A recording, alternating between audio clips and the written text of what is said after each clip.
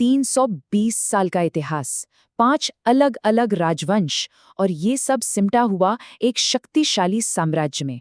जी हाँ, आज हम बात करने वाले हैं दिल्ली सल्तनत की। तो सवाल ये उठता है कि भाई 300 साल, इतने सारे शासक, इतने युद्ध, इतने सुधार, कोई इसे याद कैसे रखे? ये तो बहुत मुश्किल लगता है ना? लेकिन सोचिए, अगर इसका कोई आसान सा जुगाड़ हो तो एक ऐसा तरीका जो इस पूरे लंबे चौड़े इतिहास को बस एक लाइन में समेट दे। और वो सीक्रेट कोड है, सब खाए तो साले लो। हाँ, पता है, सुनने में थोड़ा अजीब है ना? लेकिन यकीन मानिए, दिल्ली सल्तनत के 5 राजवंशों को क्रम में याद रखने की ये सबसे पक्की चाबी है। चलिए इस कोड को डीकोड करते हैं। तो हमारे कोड का पहला शब्द सब, इससे शुरू होता है गुलाम वंश, जिसे मामलूक वंश भी कहते हैं। यहीं से दिल्ली सल्तनत की नींव पड़ी थी। तो कहानी शुरू होती है कुतुबुद्दीन ऐबक से। ये इतने दरिया दिल थे कि लोग इन्हें लाख बख्श यानी लाखों का दान देने वाला कहते थे। और हाँ, दिल्ली की जो पहचान है कुतुब मीनार, उसका काम भी इन्होंने ही शुरू करवाया था। ऐबक के बाद गद्दी पर बैठे इल्तुतमिश, और कई इतिहासकार तो इन्हें ही सल्तनत का असली संस्थापक मानते हैं। क्यों? क्योंकि उन्होंने अर्थव्यवस्था को पटरी पर लाने के लिए मानकीकृत सिक्के चलाए, चांदी का टंका और तांबे का जीतल। सोचिए, उस जमाने में ये एक बहुत बड़ा और जरूरी कदम था। अब देखिए, इतना बड़ा साम्राज्य अकेले तो चलता नहीं, तो इल्तुतमिश ने 40 सबसे काबिल तुर्की सरदारों की एक टीम बनाई, जिसे कहा गया तुर्कान-ए-चहलगानी। ये उनकी मदद के लिए थी, लेकिन ये टीम इतनी पावरफुल हो गई कि आगे चलकर यही लोग किंग मेकर बन गए, और सुल्तानों के लिए सरदर्द भी। और फिर इतिहास ने एक ऐसा मोड़ लिया जिसकी किसी को उम्मीद नहीं थी। इल्तुतमिश की बेटी रज़िया सुल्तान ने सत्ता संभाली। वो मध्यकालीन भारत की पहली और अकेली महिला मुस्लिम शासक थीं। जरा सोचिए, उस दौर में ये कितनी बड़ी बात रही होगी। इसके बाद सीन में एंट्री होती है बलबन की, जिनका स्टाइल बिल्कुल अलग था। उन्होंने अपनाई रक्त और लौह की नीति, मतलब कोई नरमी नहीं, सिर्फ अनुशासन और सख्ताई।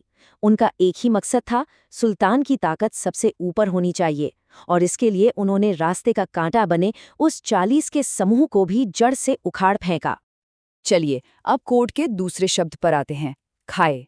और खाए से याद आता है खिलजी वंश। इनका राज भले ही छोटा था, पर पावर और एम्बिशन के मामले में बहुत बड़ा था।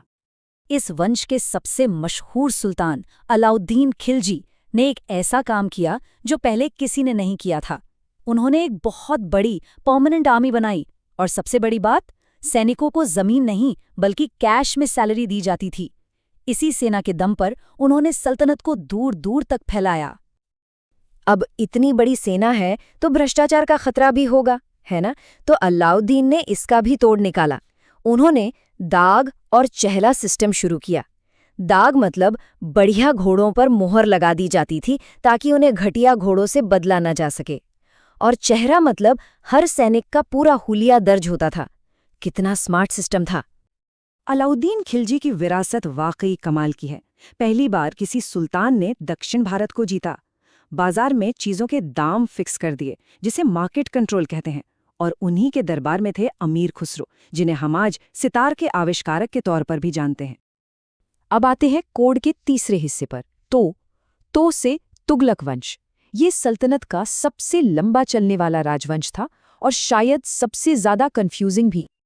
और इस कंफ्यूजन की सबसे बड़ी वजह थे मोहम्मद बिन तुगलक, एक ऐसा सुल्तान जिसे इतिहास बुद्धिमान मूर्ख भी कहता है और पागल राजा भी।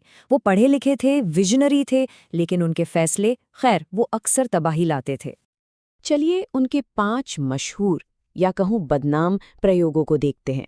राजधानी को दिल्ली से दौलताबाद शिफ्ट कर देना, फिर चांदी की जगह तांबे के सिक्के चलाना जिनकी वैल्यू बराबर रखी, अकाल के वक्त टैक्स बढ़ा देना।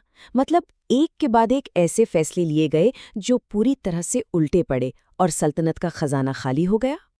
इस तबाही के बाद आए उनके चचेरे भाई फिरोज शाह तुगलक, और उन्होंने मानो सब कुछ ठीक करने का बीड़ा उठाया।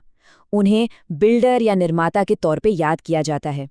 उन्होंने नए शहर बसाए, खेती के लिए नहरों का जाल बिछाया, और तो और गरीबों के लिए दान विभाग और मुफ्त अस्पताल भी खुलवाए।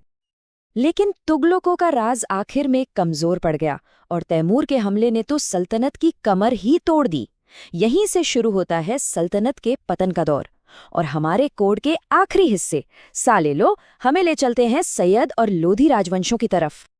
तुगलकों के बाद एक छोटा सा दौर आया सैयद वंश का, जिसकी स्थापना खिज्र खान ने की थी। ये एक छोटा और बहुत ज्यादा प्रभावशाली राजवंश नहीं था।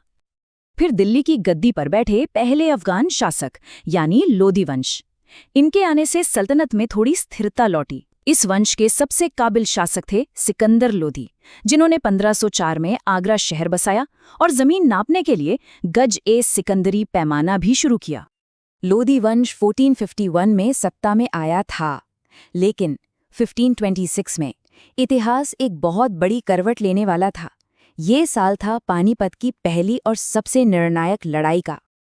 और इस लड़ाई में हुआ क्या? इब्राहिम लोधी, जो आखिरी सुल्तान थे, वो बाबर के हाथों हार गए और मारे गए। और बस इसी के साथ 320 साल पुरानी दिल्ली सल्तनत का सूरज डूब गया और भारत में एक नए, कहीं ज्यादा बड़े साम्राज्य, मुगल साम्राज्य का उदय हुआ। तो एक बार फिर से उस जादुई कोड को दोहराते हैं, सब खाए तो साले लो, यानी गुलाम, खिलजी, तुगलक, सैयद और लोधी। देखा कैसे एक छोटे से वाक्य ने हमें 300 साल के इतिहास का पूरा सफर करा दिया। लेकिन यहाँ एक सवाल उठता है, सल्तनत तो खत्म हो गई, पर क्या वो सच में खत्म हो गई, या फिर उसने कला, प्रशासन और संस्कृति की एक ऐसी जमीन तैयार की जिस पर आगे चलकर मुगलों ने एक और भी आलीशान इमारत खड़ी की?